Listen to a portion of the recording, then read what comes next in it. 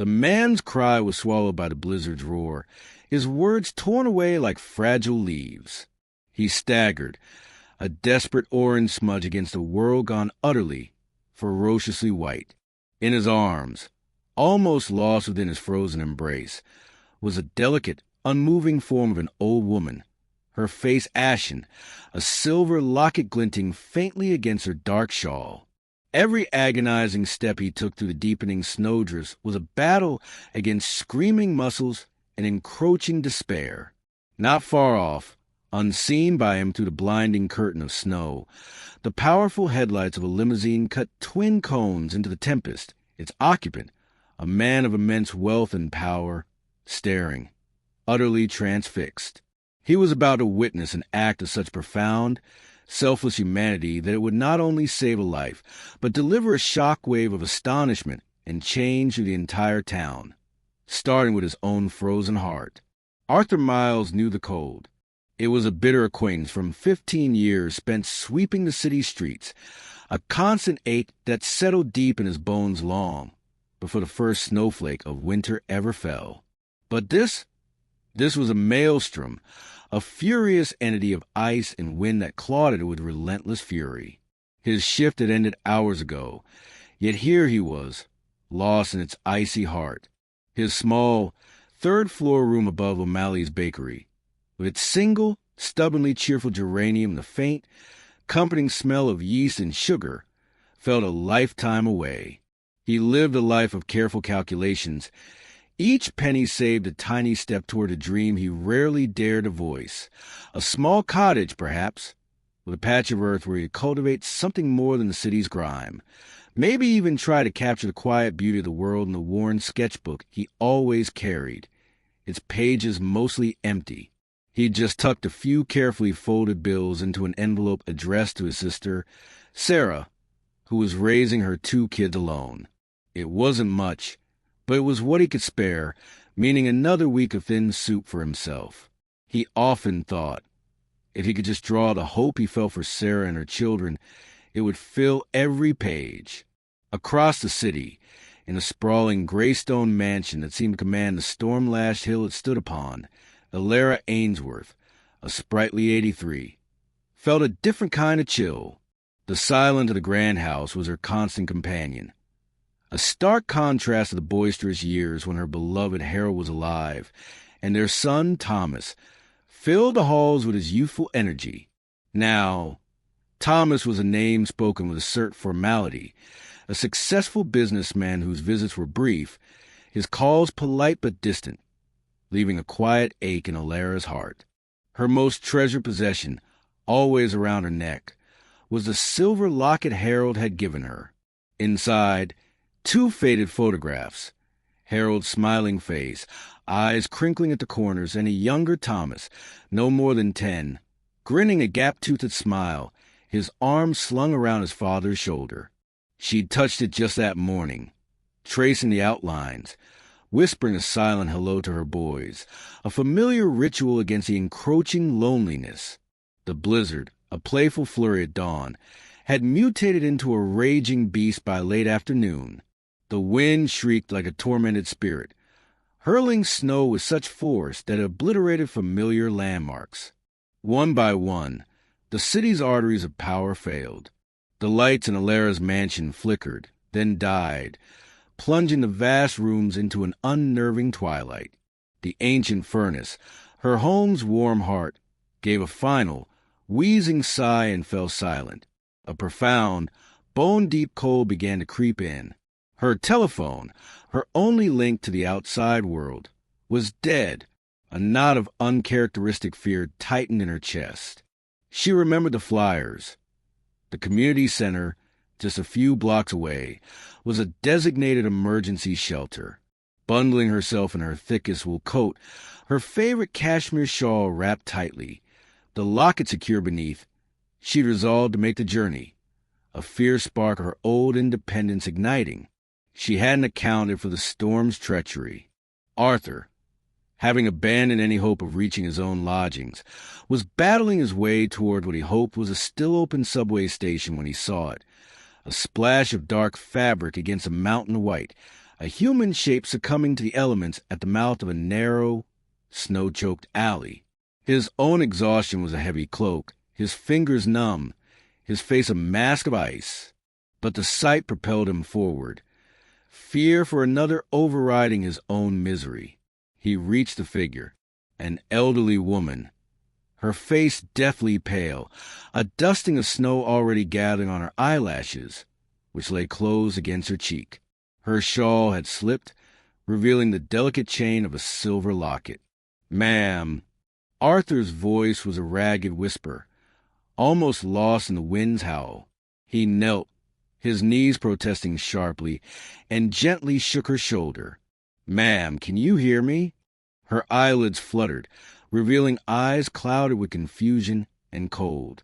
"So cold," she breathed, the words a whisper vapor. "Harold?"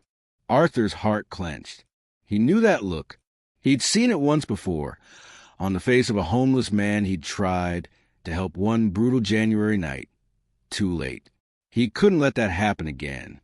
His own small room, his meager warmth, was an impossible distance. But the community center she was likely heading for, it was closer, though still a treacherous journey. He glanced around. The street was a desolate, swirling canvas of white. No one, just him, her, and the storm. A brief, terrible image flashed through his mind. Himself, curled up beside her, another frozen statistic for the morning news. He could just rest for a moment. The thought was a seductive whisper. He shook his head fiercely. "No, ma'am," he said, his voice firmer now, projecting a confidence he didn't feel. "We need to get you inside. There's a shelter. It's not far from here. Can you try to stand? I'll help you." Ilara made a sound, a soft whimper of effort, but her limbs seemed unresponsive, heavy as lead. Her head drooped. Arthur took a deep, searing breath of icy air. It was a decision that asked everything of him. "All right, ma'am," he said, his voice gentle despite the urgency. "I'm going to have to carry you. Just try to hold on to me if you can." He braced himself, planting his feet as firmly as he could in the unstable snow. His back screamed in protest even before he lifted. With a grunt that was torn from the depths of his lungs, he scooped her into his arms. She was shockingly light, yet in the teeth of the gale, she felt like an anchor. Her head lolled against his shoulder, her cold cheek surprisingly soft against his rough jacket. He felt the distinct outline of the locket press against his collarbone. He turned his face into wind and began the impossible trek. One agonizing step at a time, his own survival now inextricably linked with hers. The world dissolved into a blinding, roaring whiteness. Arthur's breath came in ragged, painful gasps. Each step was a victory, each gust of wind a brutal assault. He hunched his shoulders, trying to shield Ilara's face from the direct blast of the snow, his own vision blurring. He could feel his strength ebbing, the cold gnawing its way deeper into his core. Ilara stirred in his arms, her voice a faint murmur against his chest. "My locket, Thomas, he loved the snow when he was small." Her words were disjointed, her mind clearly drifting. Arthur tightened his grip. "It's all right, ma'am. Your locket is safe." "We're almost there," he lied, talking more to keep her tethered to the living than anything else. He told her about his geranium, how its vibrant red was a defiant splash of color against the grayest days. He described the intricate patterns frost made on his window pane in the mornings, the way the city sounded when it was muffled under a fresh blanket of snow. Small, inconsequential things, words to fill the terrifying silence between the wind's howls. He could feel her shivering lessen, a dangerous sign he recognized, a fresh wave of dread. Her breaths became shallower. Suddenly, a new terror. As they rounded what he thought was a familiar corner, a thick, ice-encased power line lay sprawled across their path like a malevolent serpent, its severed end spitting angry blue sparks against the snow, the air thick with the smell of ozone. He recoiled, his heart hammering. He'd have to backtrack, find another way, losing precious minutes, squandering his rapidly dwindling reserves of energy and warmth. It was a cruel, almost personal blow from the storm. It was as he cast about desperately for an alternate route, his hope faltering, that the twin beams of powerful headlights cut through the swirling chaos from a street over. A massive, dark shape, a limousine, moved with ponderous caution. It paused, its engine low, almost an audible thrum beneath the storm's symphony of rage. He imagined wealthy occupants, insulated from the storm's fury, perhaps looking out with detached curiosity at the city's struggle. Did they see him, a frozen wretch battling for two lives? He couldn't know. He didn't have the luxury of wondering. He had to save Alara. His eyes, stinging and half-frozen, caught a distant glow through a momentary lull in the snowfall. Lights, on a slight rise. It looked like a large building, perhaps a municipal office still with power. Hope, fragile but fierce, flickered anew. He adjusted his precious, terrifyingly still burden, and lurched towards it, his legs moving on sheer will. As he drew closer, stumbling, his vision wavering, the building resolved itself into something far grander than a city office. Imposing iron gates, a sweeping driveway, the unmistakable silhouette of a mansion. Disappointment, sharp and bitter, pierced through his exhaustion. This wasn't a shelter. This was private, opulent, inaccessible. He was at the very end of his rope, his body screaming for surrender. He sagged against the cold iron of the gates, Alara a dead weight in his arms. Then the limousine he glimpsed earlier appeared, its tires crunching softly on the snow-covered drive. It glided to a halt beside them, its warm interior light spilling out. The passenger door swung open. A tall, impeccably dressed man in a heavy cashmere coat stepped out, his face a mask of raw, visceral anxiety. He took in the scene, Arthur, coated in ice, clearly near collapse, and the still, small figure in his arms. The man's eyes, sharp and intelligent, widened, then fixed on Alara's face. A choked sound escaped him. "Mother?" The word was a ragged whisper, freighted with disbelief and dawning horror. He lunged forward, his expensive leather shoes instantly buried in the snow. He reached out a trembling hand, gently brushing snow from Alara's hair.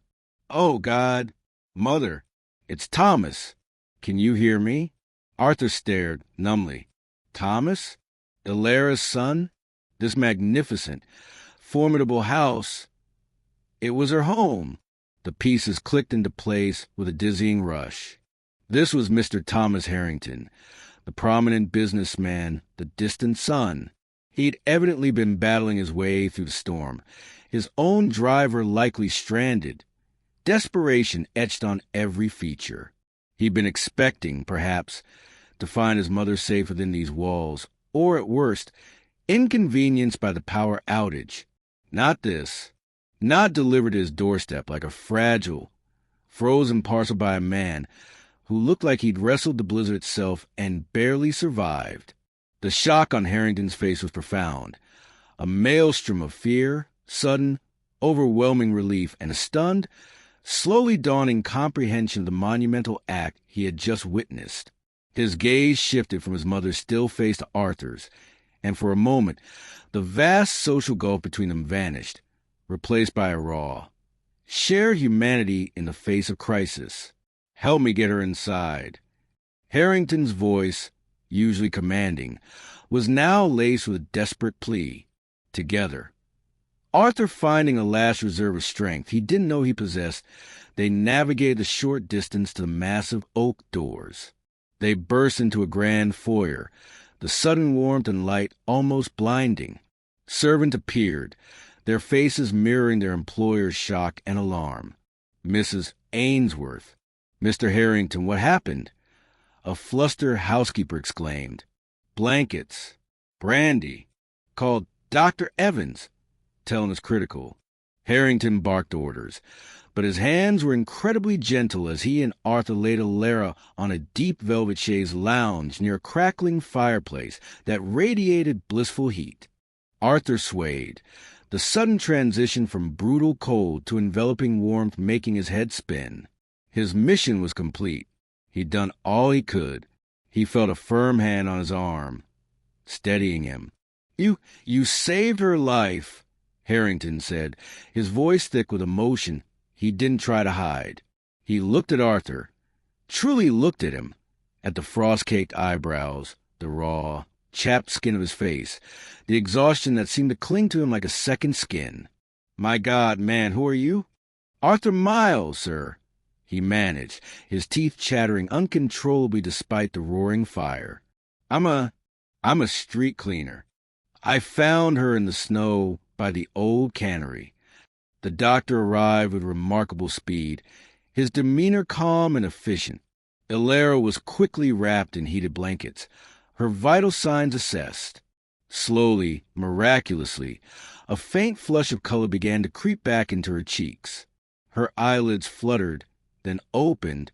She gazed up, first at the ornate, coffered ceiling, then, with dawning recognition, at the anguished face of her son leaning over her.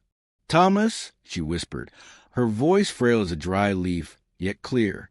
A single tear escaped and traced a path through the fine wrinkles at the corner of her eye. You came." "Of course I came, Mother," Thomas said, his own eyes suspiciously bright as he took her small, cold hand in both of his. "I was so worried when the lines went down."